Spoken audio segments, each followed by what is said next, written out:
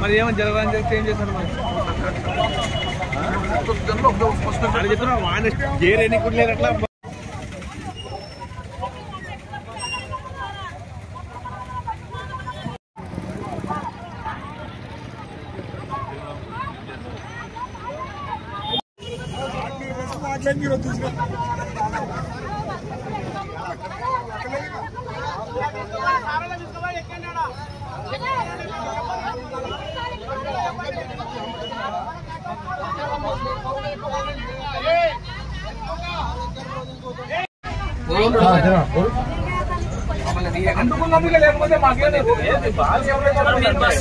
కొత్తగా నేల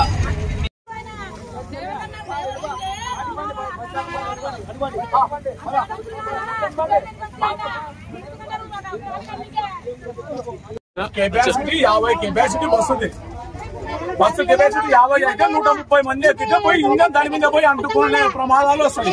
అందుకే వాళ్ళు మేము చెప్తే వినడం లేదు. దానికని పోలీసు వాళ్ళ సహకారం తీసుకొని మిగతా సీటింగ్ కెపాసిటీ వరకు మాత్రం తీసుకోవడం. ఏం జరిగింది ఇంతకీ?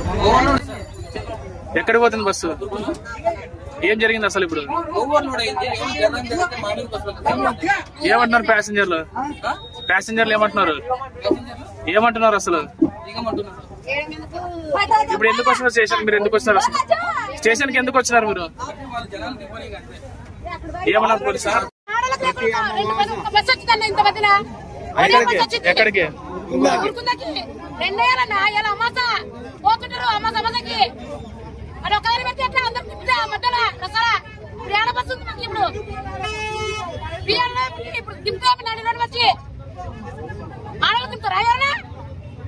ఏం పేరు నీ పేరు?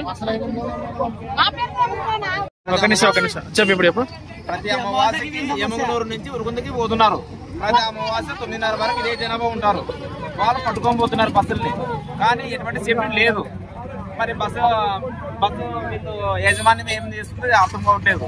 కానీ ప్రతి ఒక్కరికి న్యాయం చేసేదాన్ని ప్రతి నెక్స్ట్ అమావాస్య నుంచి వీళ్ళు ఈ యొక్క సమస్యని పరిష్కరించాలని మేము కోరుతున్నాం.